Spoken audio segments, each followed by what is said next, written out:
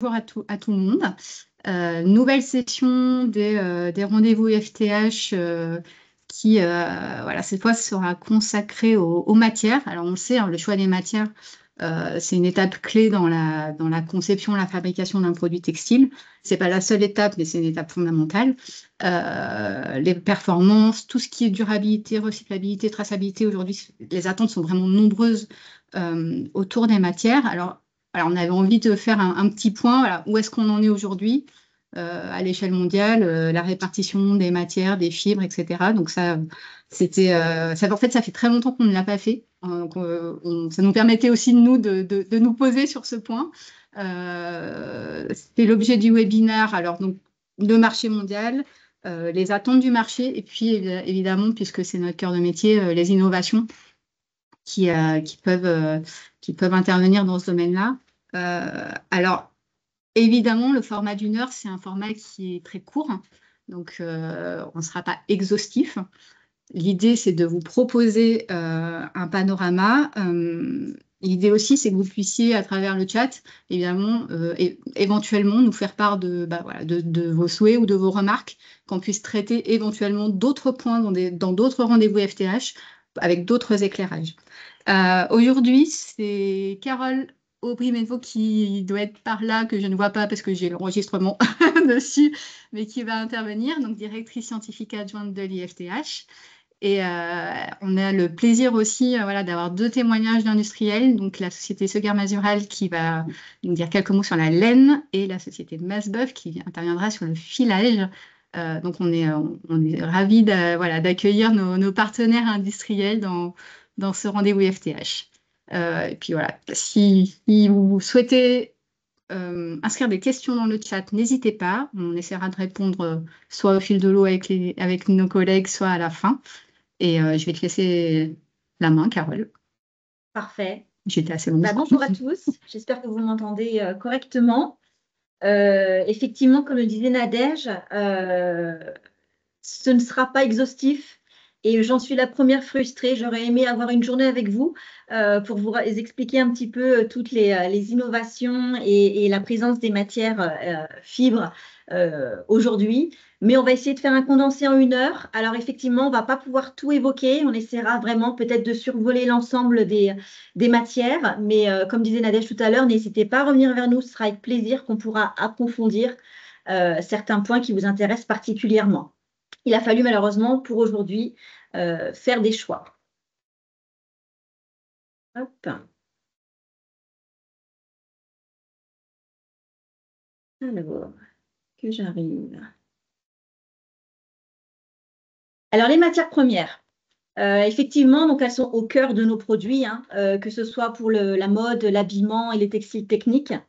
Mais au-delà de la fonction… On n'a plus ton écran. Ah, pardon. Ça a sauté. Comment tu fais ça? Peu de temps pour moi. Je repars en partage.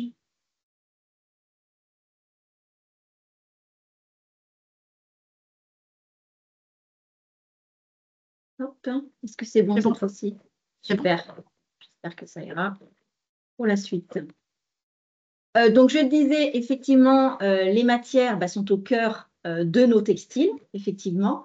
Pour des fonctions particulières, ça peut être du confort, du feu, de la coloration, la plus basique, et de l'esthétisme. Mais malheureusement, elles représentent aussi, ces matières, 92% des émissions totales du secteur de la mode et de l'habillement, de par l'extraction des matières, leur transformation, mais également leur production.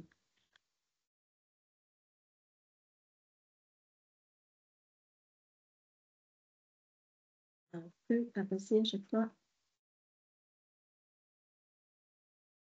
Hop. Excusez-moi.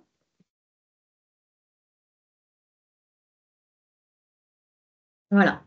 C'est toujours bon, vous voyez? Ah, c'est bon. On continue. Les sources sont importantes ici dans ce que je vais vous présenter, puisqu'on va faire un petit point global sur l'ensemble de ces fibres. Et donc, on s'est basé sur des des sources, qu'elles soient médias ou des organismes effectivement reconnus dans l'analyse de ces fibres, que ce soit sur des sources naturelles, animales, végétales, artificielles ou synthétiques. Donc, vous pourrez consulter l'ensemble des rapports qui sont très importants. On est parfois sur plus de centaines de pages sur ces rapports de ces institutions qui sont très, très intéressants. Je n'ai pas pu tout vous montrer aujourd'hui, mais si vous avez le loisir de les lire, n'hésitez pas. C'est une mine d'informations. Donc, l'état des lieux, aujourd'hui, qu'il en ressort de tous ces rapports, on est sur une production de fibres en 2023 de 124 millions de tonnes. Sur ces 124 millions de tonnes produits donc, annuellement, 67% sont issus donc, de fibres synthétiques. Et majoritairement, bien sûr, dans ces fibres synthétiques, on retrouve le polyester puisqu'il prend la place de 57% des fibres produites mondialement. Suit ensuite le polyamide pour à peu près 5%. Donc, il y a quand même un gros gap, effectivement, entre la première et la deuxième fibre synthétique. La deuxième catégorie de fibres la plus représentée, ce sont les fibres végétales, où on retrouve principalement le coton, qui représente à lui seul 20% des fibres mondiales, et la partie végétale au global, 25%. S'ensuit les fibres cellulosiques, avec le viscose, qui représente 5% des fibres mondiales. Et puis les fibres animales qui résistent toujours autour de 1% et majoritairement la part de la laine effectivement représente 0,9%, donc quasiment la totalité de la part animale. Donc je vous le disais aujourd'hui, on est à peu près 124 millions de tonnes par an. Les prévisions de 2030, selon différentes sources, peuvent atteindre entre 140 et 160 millions de tonnes de fibres produites. C'est-à-dire qu'on va de toute façon en une croissance de la production mondiale de fibres, qui est estimée effectivement par 3 organismes différents. Si on regarde un petit peu la répartition de l'ensemble de ces fibres en fonction de leur nature, donc là, c'est vraiment les chiffres clés qui ressortent de ce que je viens de vous présenter. Mais si on va un petit peu dans le détail dans chacune de ces catégories, vous verrez que la part en fait des fibres conventionnelles est plus ou moins variable en fonction de la nature des fibres.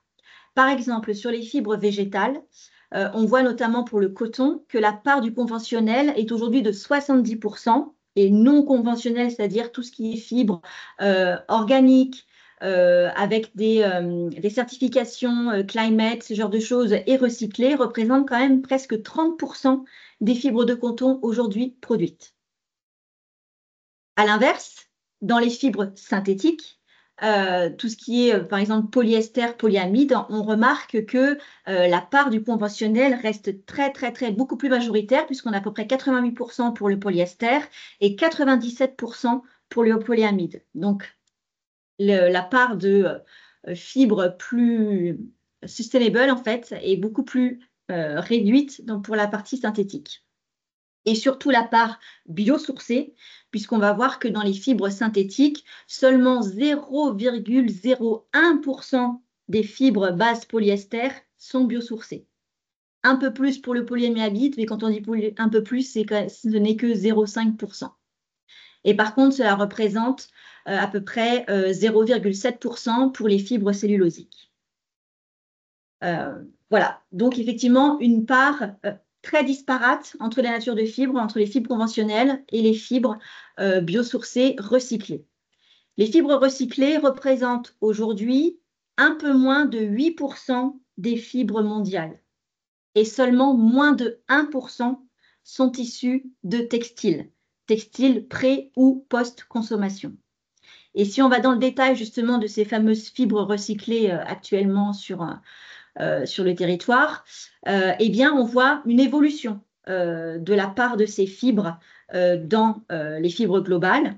Alors, une évolution, vous me direz, on passe de 7,8 en 2019 à 7,7 en 2023. Certes, le pourcentage est à peu près le même, mais on évolue quand même en nombre, c'est-à-dire qu'en millions de tonnes, on a une légère évolution, mais surtout, on a une évolution tellement plus forte des matériaux vierges qu'effectivement, la part reste stable finalement. Donc, beaucoup de progrès encore à réaliser sur cette voie. Sachant que 10 millions de tonnes de déchets textiles post-consommation sont générés par l'Europe chaque année. Donc la fibre qui représente la plus grande part de produits recyclés aujourd'hui, c'est la fibre de polyester, mais qui seulement dans 2% de ces cas sont issus de textiles. On était à 1% l'année dernière, on a progressé, on va dire. Mais il y a encore beaucoup de chemin à parcourir. Et effectivement, la deuxième fibre qui a un taux le plus élevé en fibre recyclée donc, est la laine.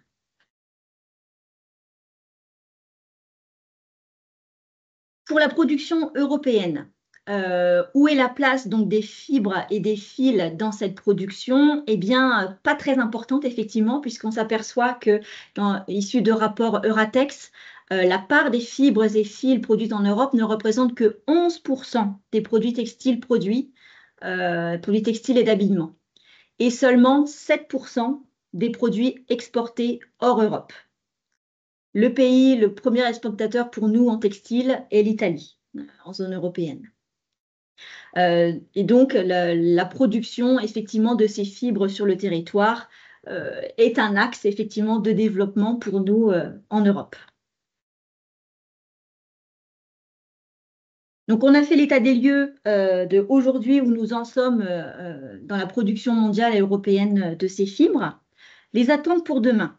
Alors déjà, comment on construit, comment on imagine les attentes pour demain? Des constats qui ont été réalisés par Fashion for Good et le Boston Consulting Group. 3 constats, on va dire 3 points majoritaires. Le changement climatique, forcément, intensifie la rareté des ressources. Les dynamiques géopolitiques perturbent les chaînes d'approvisionnement. Et l'évolution des modèles commerciaux exige plus de durabilité, de valorisation des produits et des déchets et de la transparence, notamment en termes de traçabilité de nos produits. Je pense que vous ne serez pas surpris par ces 3 constats et qu'on s'y retrouve à peu près tous dans ces items.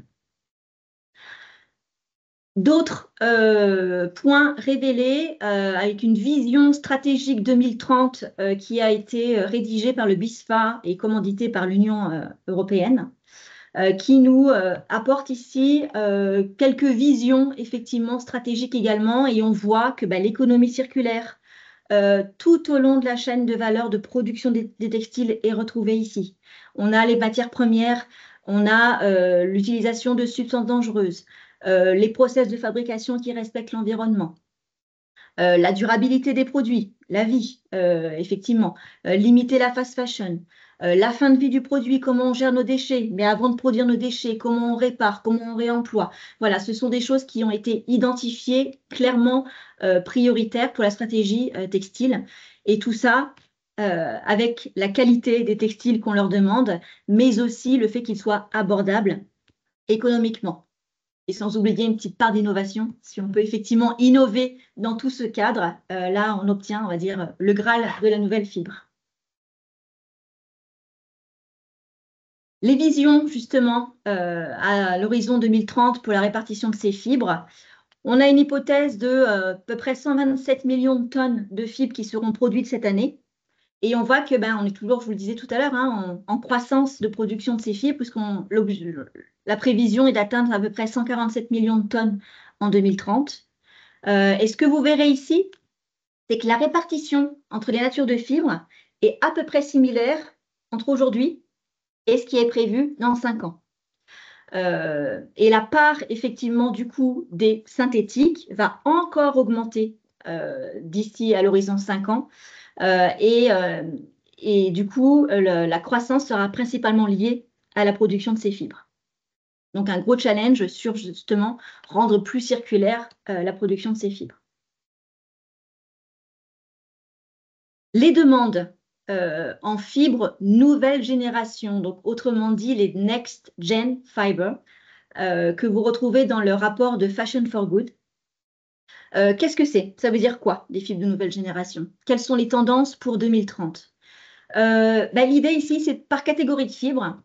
On a identifié effectivement des fibres qui seraient, on va dire, majoritairement représentées en tant que fibres de nouvelle génération. Pour les fibres cellulosiques, une grande part, notamment 16%, est consacrée aux fibres cellulosiques qui ont été recyclées chimiquement. Une plus petite part, 7%, pour des alternatives en gisement, c'est-à-dire des alternatives à la pulpe de bois, par exemple. Trouver des produits effectivement plus éco-responsables. Pour les fibres naturelles, on est plutôt sur une tendance de, allez, 4% de ces fibres sont issues du recyclage. Et aussi une percée importante, enfin importante, vous me direz ce n'est que 1%, mais dont on entend beaucoup plus parler, c'est la cotonisation des fibres végétales. Comment rendre les nouvelles fibres, que ce soit le lin, le chanvre ou autre, adaptées au procédé coton et à la finesse et à la qualité d'un coton. Ça, c'était la partie plutôt naturelle. Et côté synthétique, sans surprise, le recyclage, effectivement, qu'il soit chimique pour le polyester, également pour le polyamide, mais également l'arrivée des biopolymères, ce qu'on appelle les biosynthétiques. Donc, dans tout ça, le potentiel, en fait, de ces fibres de nouvelle génération représente à peu près un volume de 8% des fibres mondiales. Et vous voyez que les grandes gagnantes de ces estimations sont les fibres biosourcées et recyclées.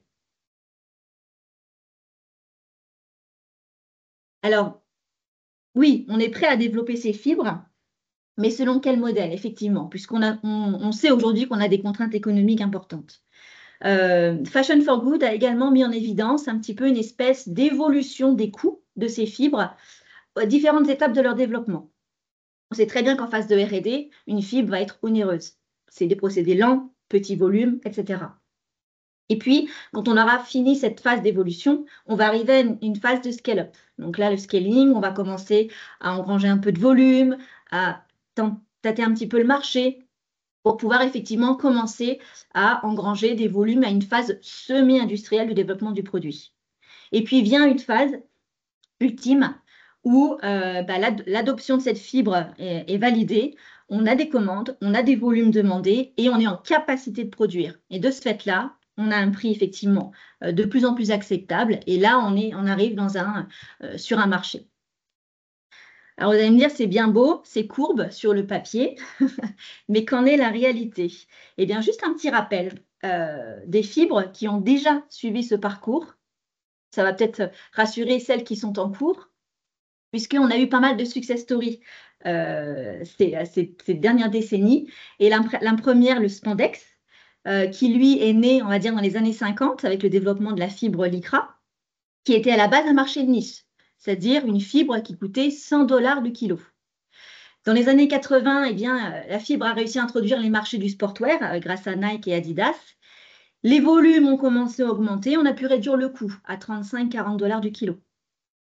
Introduction du marché du denim dans les années 90, on est passé à 25 $ et non euros du kilo.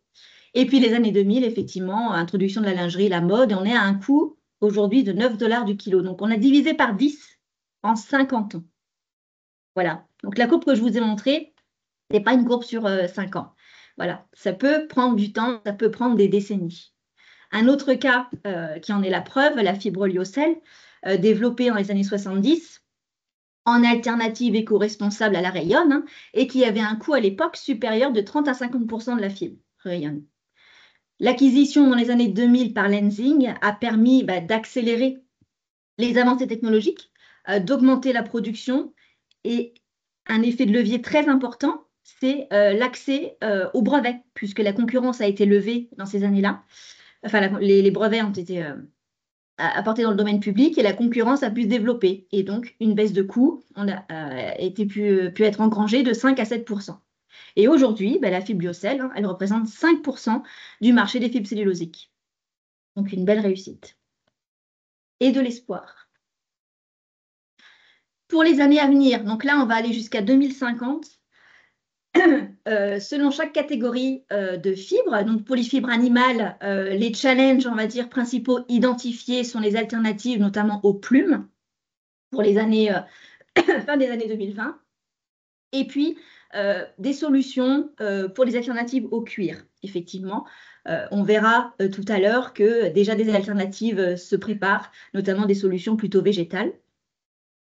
Pour les fibres naturelles, on parlait tout à l'heure de la cotonisation de certaines fibres végétales. Et bien, effectivement, c'est des sujets qui vont être largement menés dans les années à venir. Également réduire l'impact nos fameuses fibres cellulosiques comme la viscose, etc., de manière à utiliser d'autres matières premières pour la réalisation de ces fibres, comme effectivement, des gisements issus d'agro-ressources et d'agro-déchets surtout. Concernant les fibres recyclées, eh bien, on va avoir effectivement dans les années à venir, là on est plutôt sur le court terme, et des développements dans le recyclage mécanique et également recyclage chimique pour les polyesters et polyamides, mais aussi pour les fibres cellulosiques. Et puis la partie biopolymère, on verra, il y a déjà des solutions aujourd'hui avec des polymères partiellement biosourcés et voire 100% biosourcés. Et puis, on espère et on estime que dans les années 2030, on trouvera une solution sur un polyester 100% biosourcé. Voilà. Je vous donne rendez-vous dans 20 ans pour faire le bilan, pour voir effectivement où nous en serons. La part des fibres recyclées dans tout ça, effectivement, donc McKinsey estime que la demande en fibres recyclées sur le sol européen sera d'environ 3,9 tonnes en 2030. Seulement l'offre en tant que telle, la demande sera à 3,9, mais l'offre ne sera qu'à 1,5. Et de ce fait-là, eh bien, on aura effectivement un retard de l'offre par rapport à la demande de près de 60%. Et quand on regarde ces chiffres un peu plus près, on voit que la demande sera supérieure de 50% pour les fibres recyclées par rapport aux fibres classiques. Donc, des très, très, très, très grosses attentes sur la filière recyclage pour les années déjà 2030. Et l'Europe n'a pas attendu, effectivement, pour pouvoir se lancer sur des projets de développement de telles fibres, puisque via le hub Ecosystex, qui a été mis en place en 2023, qui permet de réunir et de partager les résultats de projets européens, comme les projets Solstice et White Cycle que l'on verra tout à l'heure, dans lesquels l'IFTH est impliqué. Vous verrez qu'effectivement, on arrive à échanger sur les avancées technologiques et techniques de chacun, de manière à pouvoir faire progresser la filière. Et ça représente aujourd'hui un budget global de 167 millions d'euros. Voilà, qui est mis en place pour pouvoir avancer sur ces projets éco-responsables pour la filière textile.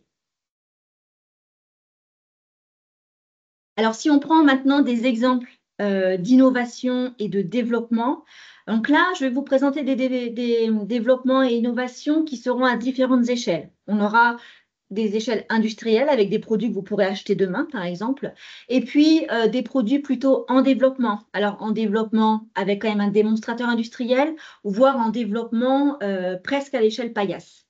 L'idée, c'est de voir un petit peu plus large sur les différents niveaux de TRL de ces innovations. On va essayer de travailler en catégorie de fibres. On va partir sur les fibres naturelles dans un premier temps, avec les nouvelles sources de fibres naturelles. Une source de laquelle vous avez peut-être déjà entendu parler, c'est le byssus de moule. On a la chance d'avoir sur notre territoire effectivement la société qui s'appelle Bisco, qui récupère le byssus de moule au large de nos côtes bretonnes, qui les lave, qui les nettoie, qui les transforme et qui permet, une fois cet entretien de cette fibre réalisé, de réaliser donc des structures non tissées. Et on le connaît bien parce qu'on a la chance de pouvoir les travailler sur notre plateau du Nord au CENT pour pouvoir réaliser donc, les panneaux que vous voyez sur ces photos, qui seront destinés pour les transports, le bâtiment, l'habillement technique, la bagagerie, le sport. Les propriétés de cette fibre, eh bien, ce sont des propriétés ignifuges, de l'isolation thermique, l'absorption acoustique et également une légèreté. Donc, il faut savoir que selon France Agrimer, 4500 tonnes de byssus sont disponibles chaque année. Donc, ce qui en fait une ressource effectivement très importante sur notre territoire. Donc, on est très fiers de cette innovation. Pareil, je vous invite à aller voir le site de Bisco et à contacter Robin. Il pourra vous expliquer la filière de byssus de moule.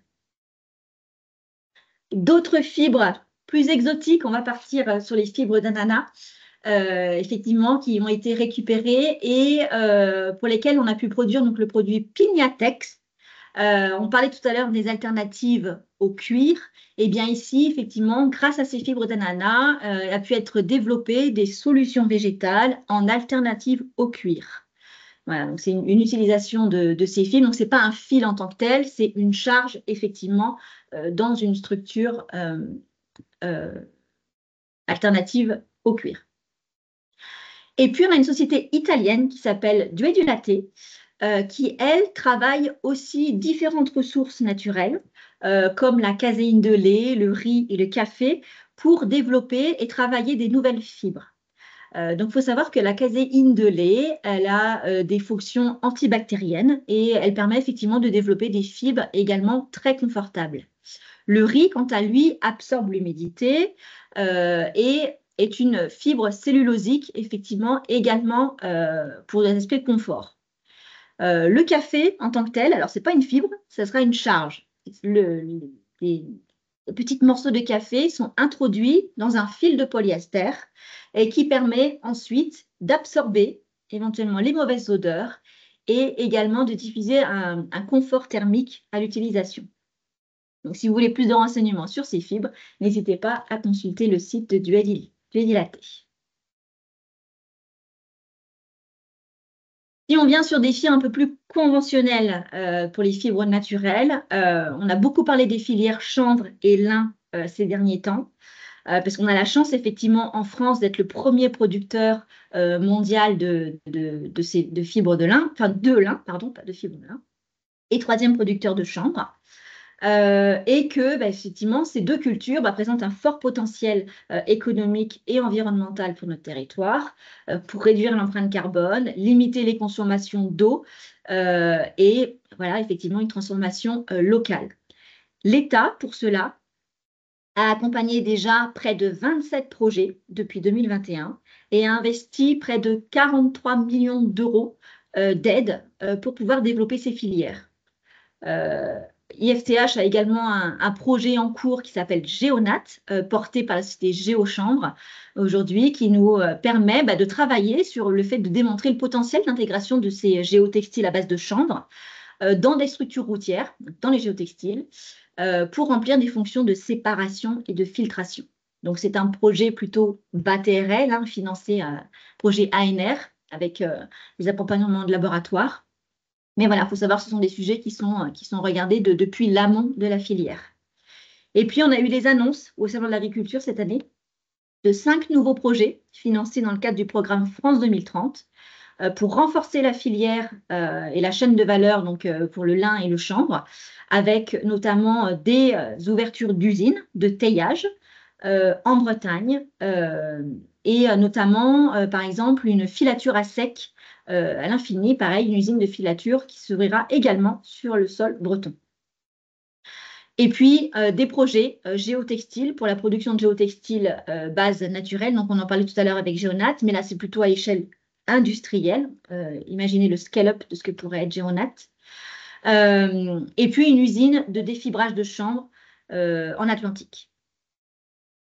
Donc, beaucoup de projets et encore des financements publics sur ces filières.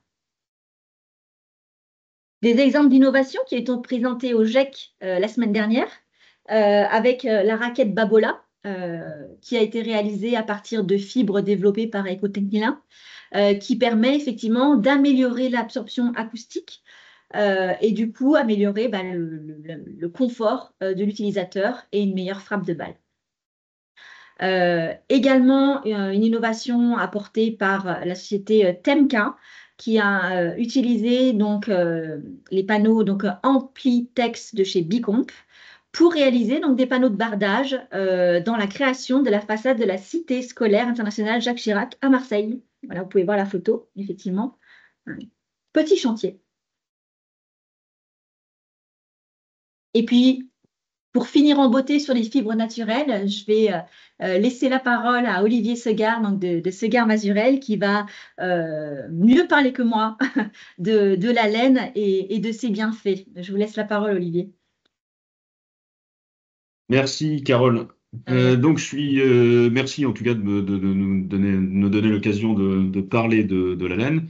Donc, je suis le dirigeant de Segard Mazurel. Nous sommes un acteur de la filière lainière, faisant le lien entre les éleveurs de moutons et les industriels textiles et les marques. Et puis, je suis aussi vice-président de la Fédération lainière internationale, IWTO.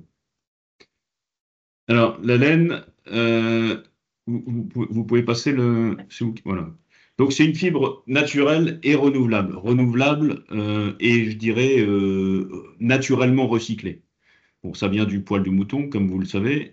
Le mouton transforme de l'herbe et de l'eau en viande, en lait, en laine, et les produits, à la fin du cycle, les produits sont complètement biodégradables. Et donc, on est dans un cycle naturel du carbone. Donc, ce n'est pas les émissions qui peuvent être liées à la production de laine sont des émissions qui sont naturellement recyclées. C'est pas une nouvelle émission dans l'atmosphère comme par exemple les fibres issues du pétrole, où là on extrait du carbone qui a été séquestré depuis des milliards d'années, qu'on remet en circulation. Là, dans le cadre des fibres naturelles ou comme de la laine, on a un cycle naturel à échelle de temps humaine, je dirais. La laine est aussi donc voilà, biodégradable, renouvelable, on en a déjà parlé. Pour le côté environnemental, développement durable, impact à l'utilisation, du fait des caractéristiques de la laine anti-odeur, anti-odeur d'une certaine façon, on peut moins laver les vêtements en laine et on les lave aussi à température plus basse. Ce qui fait que la consommation, l'impact de l'usage d'un vêtement en laine est moindre que celui d'un impact d'un vêtement en polyester, par exemple.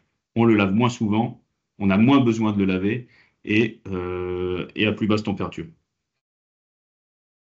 Les microplastiques, bon, ça aussi, on en parle beaucoup en ce moment. Et bon, comme la laine étant biodégradable, enfin, d'abord, elle produit pas de microplastiques, mais les microfibres de laine sont biodégradables et se dégradent très rapidement dans les environnements, que ce soit dans le sol ou dans la mer. Carole l'a dit tout à l'heure, la laine est la fibre finalement la plus réutilisée, la plus recyclée au monde. On parlait du polyester, mais dont l'essentiel ne venait pas du textile. Mais dans l'univers textile, c'est la laine qui est déjà la matière naturelle, la matière textile, les fibres les plus recyclées. Ça l'est depuis très très longtemps, et notamment par exemple à Prato en Italie, qui est ce centre textile est né du recyclage de la laine. Et on utilise les fibres courtes de la laine. On utilise la toison, les belles laines, on dit les fibres courtes, donc tout est utilisé et tout peut être réutilisé. D'abord en fibre textile et puis après pour les autres utilisations type rembourrage et autres. Et puis la recherche et les nouveaux produits montrent qu'il y a beaucoup d'utilisation aussi possible de la laine. On va voir quelques exemples dans une minute. Donc les enjeux, bien sûr, les enjeux d'environnementaux et de bien-être animal. Bon, là, il y a beaucoup de progrès qui ont été faits, des labels qui vérifient ces aspects-là. Notre label Label Ousioul, je prêche pas un peu pour notre paroisse, mais c'est bon, il y en a d'autres qui sont similaires, forcément moins bien, mais similaires malgré tout. Où voilà, on fait des audits à la ferme sur les garanties sociales, environnementales, bien-être des animaux.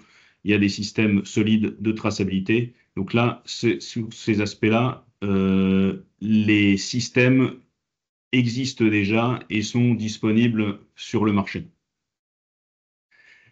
Les enjeux d'utilisation de la terre et du surpâturage, ça c'est parfois une critique qu'on fait, notamment si vous avez suivi un peu les débats sur le PEF, le Programme européen d'affichage environnemental.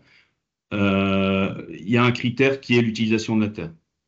Mais un critère qui n'a pas forcément de sens parce que un hectare, par exemple, en Île-de-France ou un hectare en Patagonie, c'est pas exactement la même chose. Il y a des endroits où les moutons paissent et il n'y a rien d'autre qui les fait à ces endroits-là. Donc, le critère d'utilisation de la terre, le critère négatif de l'utilisation de la terre est pour nous un mauvais critère.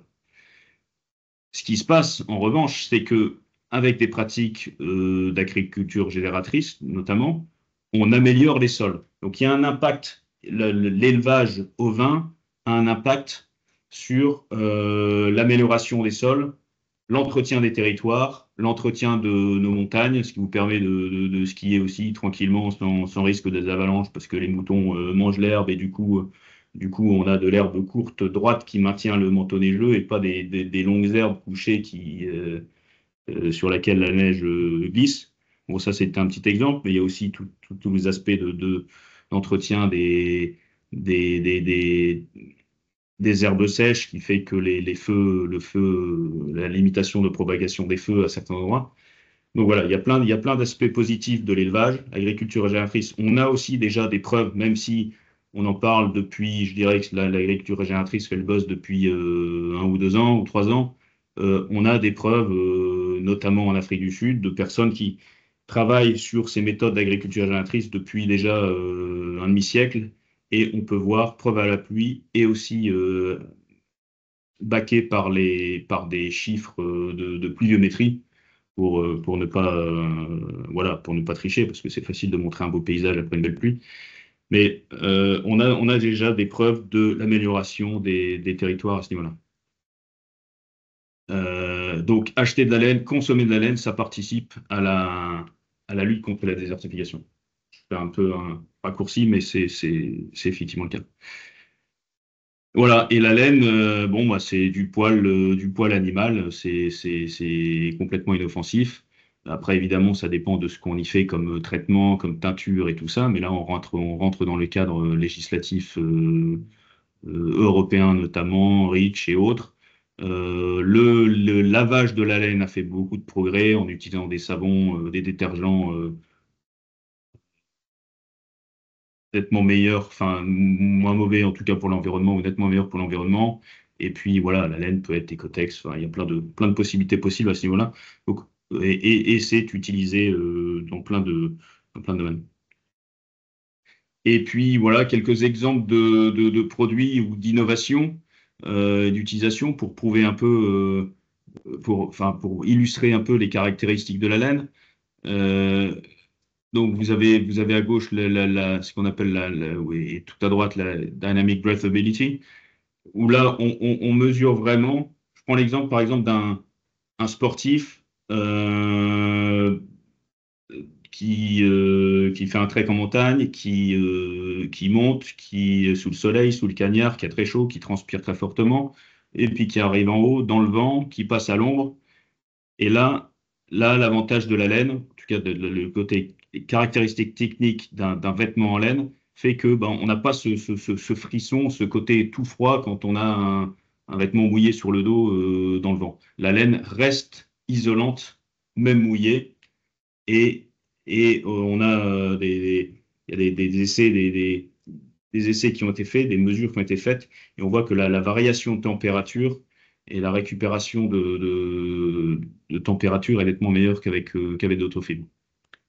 C'est utilisé, il y a les caractéristiques aussi non-feu de la laine, enfin non-feu dans le sens où la laine ne brûle pas toute seule. Si vous allumez, vous enflammez un vêtement en laine, vous verrez qu'il s'éteint, il s'éteint dès que vous enlevez la flamme. Donc le feu ne s'auto-entretient pas sur un vêtement en laine parce qu'il consomme plus d'oxygène qu'il y en a dans la combustion consomme trop d'oxygène par rapport à ce qu'il y a dans l'air. Donc il y a un côté aussi sécurité important, notamment pour tout ce qui est bâtiments recevant du public, hôtellerie et autres, feux de chambre, voilà. Matelas en laine, couverture en laine, permet de ne pas répandre le feu. Les odeurs, on en a parlé, c'est pour ça que c'est de plus en plus utilisé dans le sport, notamment pour les activités endurantes, trekking et autres. Vous pouvez partir en rando avec un ou deux t-shirts et pendant une dizaine de jours sans faire fuir les animaux autour de vous. Et voilà, il y a des caractéristiques aussi de régulation thermique, régulation hygrométrique qui sont aussi importantes dans la literie pour réguler votre niveau de transpiration. Il y a un aspect aussi de contrôle de l'air, d'absorption des formaldéhydes. Donc finalement, voilà, du mobilier en laine ou tapis en laine purifie l'air de vos intérieurs. Et puis dans les voitures, dans l'automobile, c'est utilisé alors principalement dans les gammes, dans le haut de gamme, mais pour les raisons dont on a parlé tout à l'heure, de confort thermique hygrométrique et le côté sécurité anti-feu. Donc voilà, toutes ces caractéristiques peuvent être utilisées dans plein de domaines, que ce soit le textile d'intérieur, la literie, la décoration, l'habillement.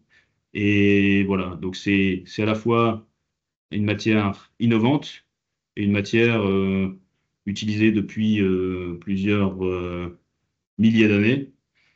Le gisement est toujours là, il n'attend que les consommateurs et les innovations et les besoins des marques en tout genre.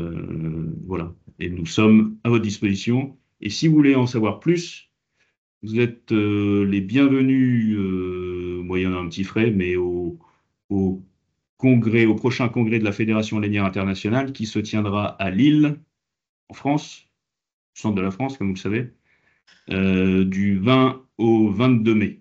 Voilà, le congrès se passe dans des villes, dans des endroits du monde différents tous les ans, et nous avons la chance d'être le pays hôte du congrès de la Fédération lainière internationale, IWTO, au mois de mai.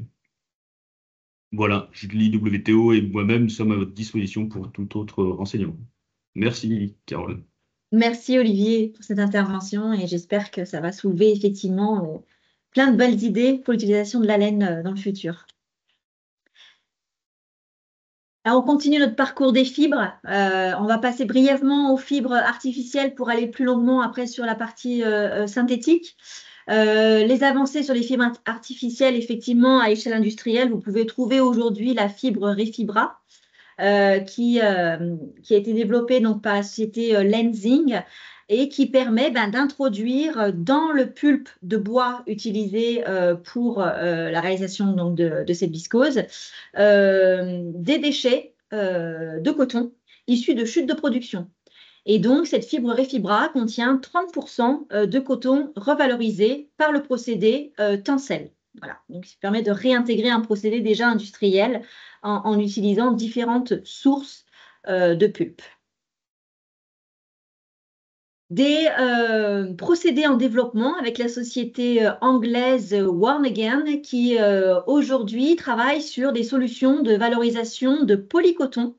Donc là, on est en plein donc, dans les mélanges que l'on retrouve dans la filière textile et qui peuvent poser problème dans les procédés de recyclage. Donc ici, la société Worn Again a mis en place un procédé pour traiter ces deux natures de fibres en parallèle par des procédés, de nettoyage, ensuite de décoloration, puis de séparation de ces deux fibres, de manière à les régénérer chacune de leur côté et de pouvoir produire, in fine, donc une fibre cellulosique et également une fibre polyester. Donc là, on est encore sur des à échelle de développement. Donc voilà, on est en plein dans la future Next Gen Fiber qu'on retrouvera peut-être à échelle industrielle d'ici quelques années. Pour les fibres synthétiques, on va parler essentiellement polyamide, polyester aujourd'hui, que je m'excuse de ne pas aller plus loin sur d'autres. On aurait pu évoquer toute nature de fibres, mais ce n'est pas parce qu'on n'a pas les éléments, c'est qu'on avait un temps réduit. On a des polyamides biosourcés aujourd'hui qui existent à partir de huile de ricin, donc le polyamide 11 particulièrement, qui est commercialisé aujourd'hui par Arkema sous la marque Rilsan en termes de polymère. Et vous pouvez trouver également une fibre EVO chez Fulgar, produit chez un producteur italien, qui permet effectivement de développer une large gamme d'applications pour l'habillement, l'électronique, les chaussures, etc. Donc, c'est une fibre déjà disponible commercialement. Vous pouvez aller voir sur le site de Fulgar pour vous en approvisionner, par exemple. Le polyamide recyclé est également en développement.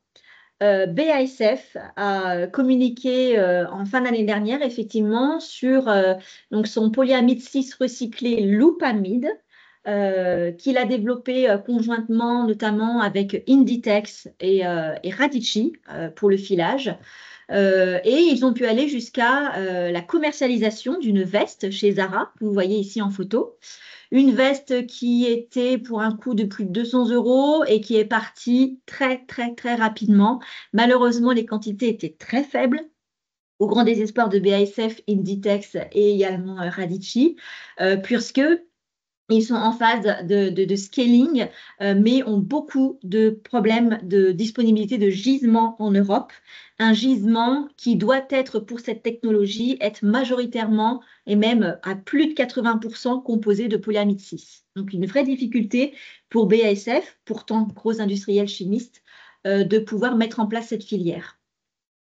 En attendant que le recyclage chimique puisse aller plus loin via cette filière, on a des solutions aujourd'hui commerciales. La fibre Econil, qui est sur le marché depuis plus de 10 ans maintenant, sur le recyclage mécanique donc de chute de production textile, et qui permet effectivement de disposer d'un fil polyamide recyclé à partir de filets de pêche et de déchets plastiques. Et puis la fibre italienne, Cunova, encore chez Fulgare, qui est issue donc de recyclage mécanique, issue de chute de production de nylon récolté dans les ateliers textiles.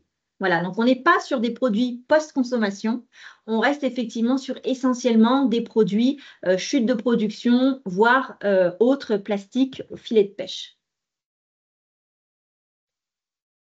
Également une gamme de fils polyamide biodégradables qui a été développée par Solvay et qui est commercialisée aujourd'hui chez Fulgare, l'Amnisol Eco à base de polyamide 6,6 qui se dégrade en environ 5 ans lorsque le fil est mis en décharge, comparativement à d'autres fibres synthétiques qui peuvent se biodégradés sur quelques décennies. Voilà. Je vous invite, si vous voulez plus de renseignements, à aller sur le site ou à scanner le QR code. D'autres solutions de recyclage polyamide sont en développement et en plus sur notre territoire grâce à 2 startups, Synthetica et Ecolan, qui travaillent donc sur le développement du recyclage chimique de ces nylons issus de gisements de lingerie, puisque Synthetica collabore avec Etam notamment pour le développement de cette fibre et a réalisé une levée de fonds de 4,2 millions d'euros l'été dernier. Donc, on devrait avoir dans les mois ou années à venir des prototypes qui seront mis en place. Et puis, la startup Ecolan, que vous devez connaître également, qui, elle, s'attache effectivement à travailler en boucle fermée pour le recyclage donc, de collants et la réalisation d'un fil polyamide. Donc, ça, ce sont des fils en développement à l'heure actuelle et non industrialisés. Si on part sur la partie polyester, on va trouver également des fibres biosourcées, et notamment la fibre PLA. PLA, on a 2 sources principales en termes de fibres, qui est la fibre Ingeo de chez NatureWorks aux États-Unis, et puis la fibre Nusa en Belgique, qui est une fibre qui a une particularité, c'est qu'elle est également donc recyclable via le procédé chimique qui a été breveté par Nusa, qui s'appelle NoCycle. Voilà, donc ça permet de pouvoir localiser la production et le recyclage de cette fibre. Donc voilà, je vous expose un petit peu les différentes propriétés de ces fibres qui sont bactériostatiques, stables aux UV, respirantes, peu inflammables, retiennent peu les odeurs et hypoallergéniques. Voilà. Une fibre que vous devez connaître aussi, base, alors on dit base polyester, ça reste désolé du gros mot, un polytriméthylène terephthalate, un PTT, donc c'est la fibre Sorona de chez Dupont, qui n'est pas un PET polyester comme on l'entend nous, mais un PTT, mais de la même famille, et qui lui a des propriétés plutôt élastiques intéressantes, puisqu'on peut l'utiliser en alternative parfois à l'élastane. Alors on n'est pas sur des propriétés purement élastique, on est sur une faible élasticité, mais qui parfois peut suffire. Les alternatives à l'élastane sont un sujet en tant que tel. Je n'aurai pas le temps de l'évoquer aujourd'hui, mais sachez que beaucoup d'études et de sujets sont en cours. Donc, si vous avez besoin d'éléments, n'hésitez pas à faire appel à nous également par la suite. Et quand on parle du polyester recyclé, voilà, on a dit 12,5% des fibres polyester sont issues de fibres polyester recyclées, mais que très peu textile to textile. Eh bien ici, quelques exemples quand même qui donnent espoir pour la suite, puisque effectivement Antex commercialise déjà une fibre issue du recyclage mécanique de gisements textiles. Alors, gisement textile plus mélange avec de l'emballage de manière à rehausser un petit peu la qualité des fils. Mais voilà, il a tout de même le mérite d'exister. Et puis, pour pouvoir travailler vraiment en boucle fermée à partir de polyester, on a des technologies qui émergent sur le territoire depuis déjà plusieurs années et puis des communications qui ont été réalisées en fin d'année dernière pour deux d'entre elles, donc la société Carbios, dans un premier temps, qui a pu mettre en avant la réalisation du premier t-shirt recyclé à partir également de gisements post-production, mais par un procédé donc de biorecyclage, c'est-à-dire via un procédé enzymatique. Et donc ça, c'est en collaboration avec Patagonia, Puma et Salomon.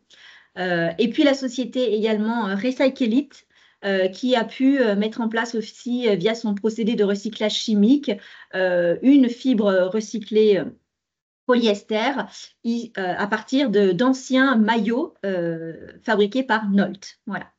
Donc, ce sont deux communiqués de presse que vous pourrez retrouver facilement sur ces belles innovations et ces belles avancées dans le secteur textile.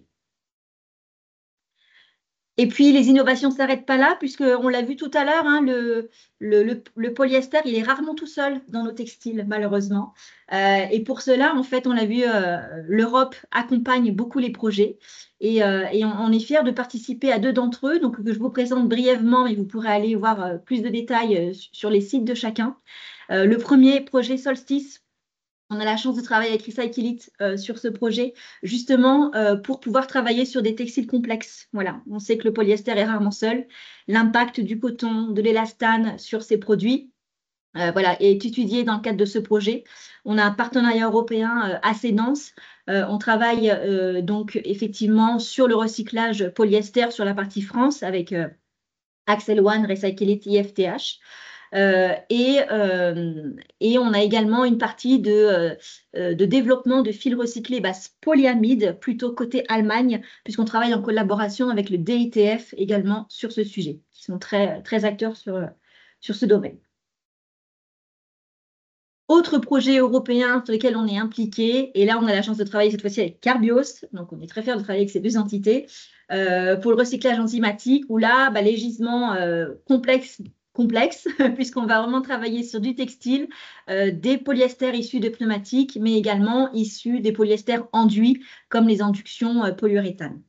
Donc, un projet filière qui nous permettra, on espère, de vous présenter, peut-être en fin d'année, le premier t-shirt issu de gisements post-consommation cette fois-ci, et non plus post-production, via le procédé Carbios. Et un petit rappel avant de faire intervenir le dernier intervenant. En France, on a quand même une chance sur le territoire, c'est qu'on a beaucoup d'industriels qui s'installent et des industriels acteurs de la filière recyclage. Et j'ai voulu vous résumer en une slide quelques-uns de ces principaux acteurs qui vont pouvoir faire vivre la filière. Si la filière engage effectivement, s'engage complètement, avec l'arrivée notamment de Eastman en Normandie pour le recyclage de polyester. Également Recycleit qui va monter effectivement avec son pilote démonstrateur en 2025 pour produire de 10 à 30 tonnes en vue d'une unité industrielle plus tard. Carbios, qui malheureusement a dû retarder un petit peu effectivement le lancement de son unité, mais qui a pour objectif d'être opérationnel en 2027 pour la production de 50 000 tonnes de polyester de monomère pour le polyester recyclé. Et puis un dernier, pas des moindres non plus, puisque c'est Axens avec Toray et le soutien de l'IFPEN, qui vont mettre en place une unité de recyclage chimique qui s'appelle Repeta, qui sera dans l'Ain. Et là où c'est intéressant, c'est que l'échelle pilote démonstrateur a été validée au Japon. Voilà, donc en fait, une fois que ça a été validé par le G-Plan, eh bien, le choix a été d'industrialiser sur le territoire français. Donc là, on est très fiers aussi de pouvoir compter bientôt une unité de recyclage chimique dans l'Ain. Et ça ne s'arrête pas là, puisqu'une fois qu'on aura les granulés, une fois qu'on aura ces matières, il faudra bien les transformer à un moment donné en fil. Et là où on est très fiers également, c'est que voilà, je ne vais pas teaser la présentation de Anne de chez Masboeuf Textile, mais je suis très fière qu'elle puisse intervenir aujourd'hui pour vous exposer le nouveau projet Oratex. Alors Anne, je te laisse la parole. Voilà, merci Carole, De effectivement. rien. Je vais aller assez rapidement, mais essayer d'être bien efficace. Pourquoi effectivement je vous présente ça aujourd'hui? Donc moi je m'appelle Anne, je travaille chez Mazotte Textile depuis 15 ans et pour ceux qui ne connaissent pas, Mazotte Textile c'est une PME familiale basée en Drôme-Ardèche qui est spécialisée dans la transformation de fils et principalement donc tout ce qui est moulinage autour des filaments synthétiques. Et aujourd'hui je vous présente nos projets Oratex qui consiste à la création d'une plateforme incluant le filage de multifilaments synthétiques. Alors, j'avais prévu de vous faire un petit point historique, mais bon, Carole en a déjà bien parlé. Vous savez qu'en France, effectivement, pas qu'en France, mais notamment en France, dans les années 50, il y a eu l'émergence des fils synthétiques, hein, donc le polyester, le polyamide, avec une spécialisation dans notre région Aura.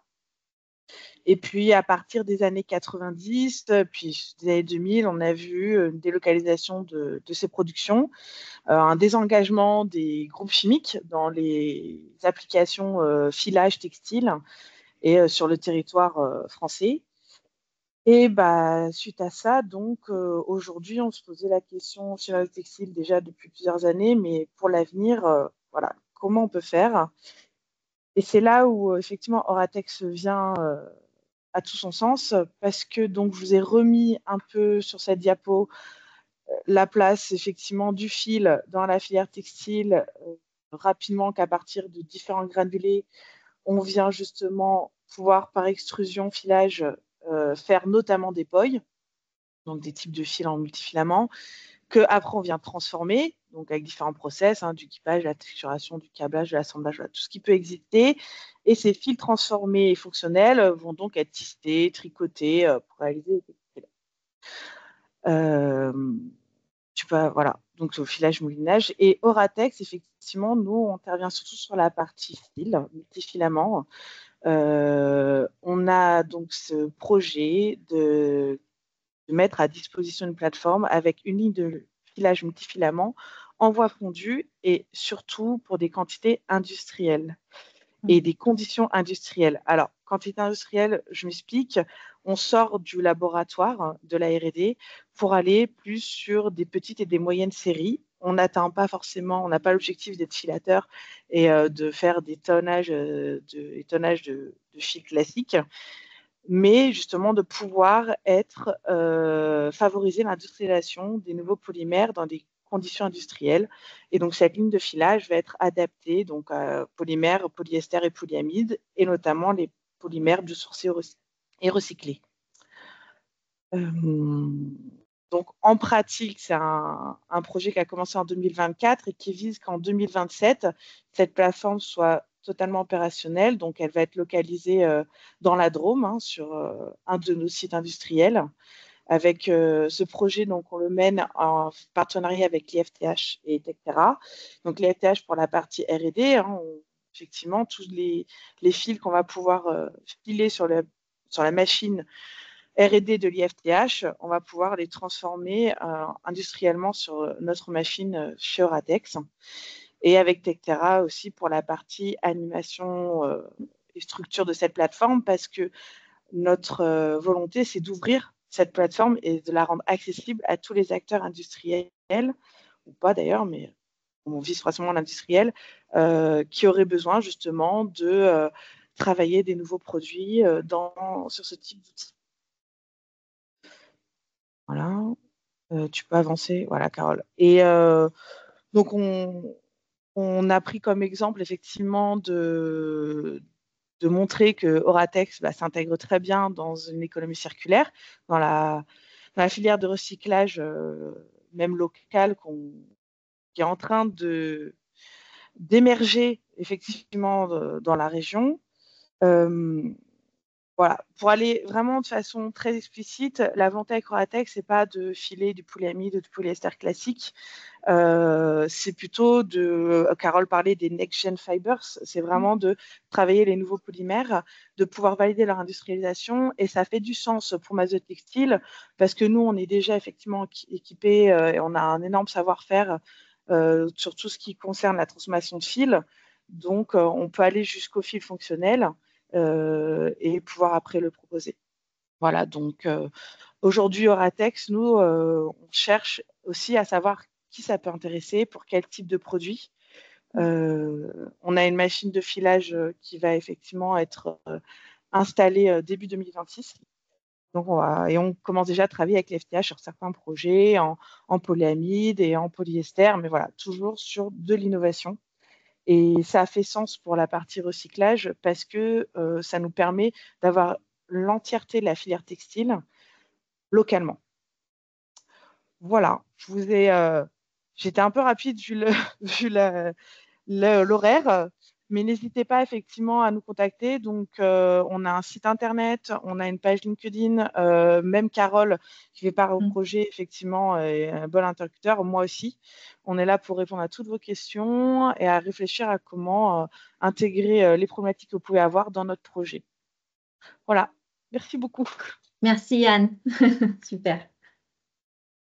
Voilà, j'en ai fini pour aujourd'hui. N'hésitez pas, si vous avez des besoins, des demandes particulières, si des choses vous ont inspiré ou d'autres sujets, voilà, l'IFTH est là et vous accompagne effectivement. Et on a aussi un nouvel abonnement à vous proposer d'expertise textile à la demande. Donc, si vous avez besoin d'éléments, une demande particulière, besoin d'informations, d'échanger avec un expert, mais on a la solution maintenant aujourd'hui, donc n'hésitez pas à revenir vers nous. On vous expliquera avec plaisir comment ça fonctionne. Et puis, voilà, n'hésitez pas, si vous êtes de formation, testez vos matières, testez des innovations, des nouvelles fibres, sans souci. On est là aussi, et valoriser, recycler, voilà, et tout ce qui est autour de l'économie circulaire. Et puis, jusqu'à la labellisation de nos produits avec le label Ecotex, effectivement, qui nous permet d'aller au bout de la chaîne de valeur. Voilà, donc je vous remercie pour votre attention. Je n'ai pas du tout vu s'il y avait des questions, s'il y avait des si ça avait questions. réagi. Alors, il y a quelques réactions. On peut peut-être prendre Ouais. quelques minutes pour remonter un petit peu. Ok. Un petit peu. Hop. Alors, il y avait une remarque sur le spandex élastane où la fin des brevets avait été importante effectivement pour la baisse des prix. Pour la laine, alors là, on avait une question sur quelles caractéristiques de fil ou quel mélange de fibres permettent d'obtenir un grade de boulochage de minimum 4. Alors, c'est une question extrêmement précise. Monsieur, très bonne question. Voilà. Je n'ai pas la réponse aujourd'hui. Ouais, voilà. Ça fait partie des questions peut-être qu'on pourra traiter plus tard. Oui, c'est ça. On en prend note, mais effectivement, là, tout de suite, je n'ai pas d'éléments à vous apporter. Oui.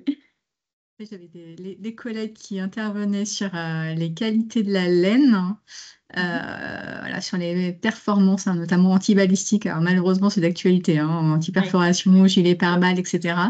C'est un débouché. C'est un vrai débouché, en fait. Malheureusement, l'époque se veut à risque et ça peut effectivement être une opportunité pour développer de nouveaux produits avec la laine. Là, il y a une petite erreur dans le titre. Ça s'appelle le copier-coller qui n'a pas marché sur le polyester n'est pas une fibre artificielle, effectivement. Oui. Le boule. On a beau relire, il en reste toujours une. Est-ce que les fibres créées à partir de fibres recyclées sont d'aussi bonne qualité que les fibres conventionnelles? Ça, c'est une question qui revient souvent. Oui. C'est le souci aujourd'hui, effectivement. Ça va dépendre effectivement du gisement qu'on va pouvoir traiter. On le disait tout à l'heure, effectivement, pourquoi le polyester aujourd'hui, c'est plutôt la bouteille qui est utilisée que le textile? Parce que le grade bouteille est beaucoup plus qualitatif que le grade habillement. Et de ce fait-là, le passage en procédé de recyclage altère un petit peu le polyester, mais il est largement de bonne qualité pour nous, le textile. Par contre, quand on part effectivement d'un grade textile qui est déjà de moins bonne qualité, si on le dégrade en process recyclage mécanique, eh bien là, effectivement, on obtient une fibre de moins bonne qualité. Et c'est pour ça qu'aujourd'hui, sur le recyclage mécanique, on est soit obligé d'additiver en polyester vierge, par exemple, soit d'utiliser des mélanges avec des gisements issus de l'emballage ou de la bouteille. Et c'est le recyclage chimique qui, in fine, nous permettra, à partir de grades habillement, de récupérer une qualité de fibre recyclée identique à la fibre vierge. Alors, Donc, je fais un peu l'impasse sur les remarques. Voilà. Ouais. Je fais un peu l'impasse sur les remarques. Je prends que les questions. Ouais. Je m'excuse. Y a-t-il d'autres films en polyamide biosourcé que le PA11? Oui, oui, il y en a d'autres. Il y a différentes effectivement natures de polyamide. Voilà, je pourrais vous communiquer d'autres éléments à ce sujet. Je n'ai pu mettre en valeur qu'une seule des typologies de fibres, mais il y en a plusieurs. Alors qu'ils ne sont pas forcément 100% biosourcés. Ce qu'il faut savoir, le PA11, il est 100% biosourcé. On a d'autres alternatives qui sont partiellement biosourcées, mais peut-être pas complètement. Mais oui, il en existe. Pensez-vous qu'avec la sortie du label Zara, alors du label de Zara Inditex et de leur volonté d'utiliser du recyclé, l'offre en recyclé va augmenter? Alors, est-ce que une marque de fast fashion qui s'affiche volontaire sur le recyclé, ça va faire bouger les lignes du marché? Bah, ça peut faire bouger les quantités Ça peut demandées faire déjà. bouger. C'est ça, Voilà. ça va Alors faire après, bouger. il y a toujours je vais me faire un peu l'avocate du diable, mais il y a toujours un peu ces effets d'annonce. Et on a eu le cas avec Oui. Shein qui a clairement annoncé sa volonté de recycler des milliards de tonnes de vêtements. Voilà, qu'est-ce qui se passe derrière, quoi. Ça reste à confirmer, on va Oui, dire. voilà. Allez-vous envoyer la présentation? Alors, on n'envoie plus les présentations parce qu'on met à disposition le replay.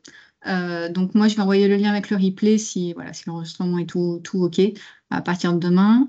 Que pensez-vous de la fibre Protect Spiber? Donc, c'est vrai qu'on n'en a pas parlé.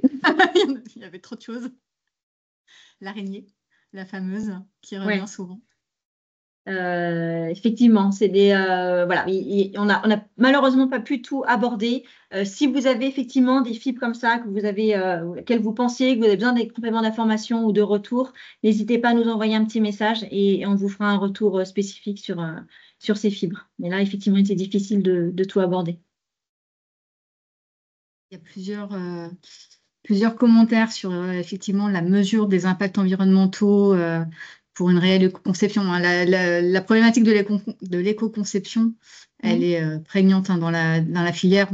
Là, on voit il y a des remarques sur la durabilité par rapport aux éco-modulations de refashion. Donc tout ça, on est vraiment trop limité en temps ce soir. Ce sont des choses qu'on aborde nous tout au long de l'année dans les rendez-vous FTA. Je vous invite aussi à aller voir sur la chaîne YouTube de l'IFTH. Voilà, on a eu un rendez-vous sur la durabilité il n'y a pas longtemps, donc on a aussi parlé de ces problématiques. Je descends. Une entreprise recherche des alternatives au textile imperméable. Donc ça, c'est pareil, c'est des questions spécifiques. N'hésitez pas à revenir vers nous. Donc l'adresse générique, c'est commercial@ifth.org, parce qu'elle n'est pas affichée à l'écran, mais je pense que si tu peux mettre la dernière slide, Carole, juste pour qu'on affiche l'adresse mail. On a beaucoup de questions spécifiques après. Donc là, je vous invite vraiment à revenir vers nos équipes. Ça va être 18h15 et je vois qu'il y a pas mal de départs. Je pense que voilà, la vie suit son cours en fin de journée. N'hésitez. Recyclage mécanique, on est soit obligé d'additiver en polyester vierge, par exemple, soit d'utiliser des mélanges avec des gisements issus de l'emballage ou de la bouteille. Et c'est le recyclage chimique qui, in fine, nous permettra, à partir de grades habillement, de récupérer une qualité de fibre recyclée identique à la fibre vierge. Alors, je fais un peu l'impasse sur les remarques. Voilà. Un peu l'impasse sur les remarques, je prends que les questions, je m'excuse. Y a-t-il d'autres films en polyamide biosourcé que le PA11? Oui, oui, il y en a d'autres. Il y a différentes effectivement natures de polyamide. Voilà, je pourrais vous communiquer d'autres éléments à ce sujet. Je n'ai pu mettre en valeur qu'une seule des typologies de fibres, mais il y en a plusieurs. Alors qu'ils ne sont pas forcément 100% biosourcés. Ce qu'il faut savoir, le PA11, il est 100% biosourcé. On a d'autres alternatives qui sont partiellement biosourcées, mais peut-être pas complètement. Mais oui, il en existe.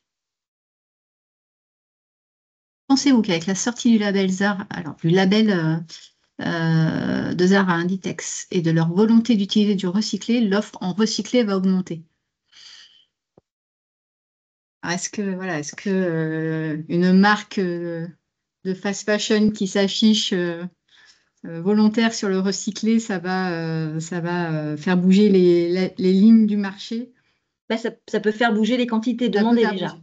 C'est ça, Voilà. ça va Alors faire après, bouger. il y a toujours je vais me faire un peu l'avocate du diable, mais il y a toujours un peu ces effets d'annonce. Et on a eu le cas avec Oui, Shein qui a clairement annoncé sa volonté de recycler des milliards de tonnes de vêtements. Voilà, qu'est-ce qui se passe derrière, quoi. Ça reste à confirmer, on va oui, dire. voilà. Allez-vous envoyer la présentation? Alors, on n'envoie plus les présentations parce qu'on met à disposition le replay. Donc, moi, je vais envoyer le lien avec le replay si l'enregistrement est tout OK à partir de demain. Que pensez-vous de la fibre Protect Spiber? Donc, c'est vrai qu'on n'en a pas parlé. Il y avait trop de choses. L'araignée, la fameuse, qui revient Ouais. souvent. Effectivement, c'est des voilà, on a malheureusement pas pu tout aborder. Si vous avez effectivement des fibres comme ça que vous avez, auxquelles vous pensiez que vous avez besoin des compléments d'information ou de retour, n'hésitez pas à nous envoyer un petit message et on vous fera un retour spécifique sur ces fibres. Mais là, effectivement, il était difficile de tout aborder. Il y a plusieurs commentaires sur effectivement la mesure des impacts environnementaux pour une réelle éco-conception. Hein. La problématique de l'éco-conception, elle est prégnante dans la filière.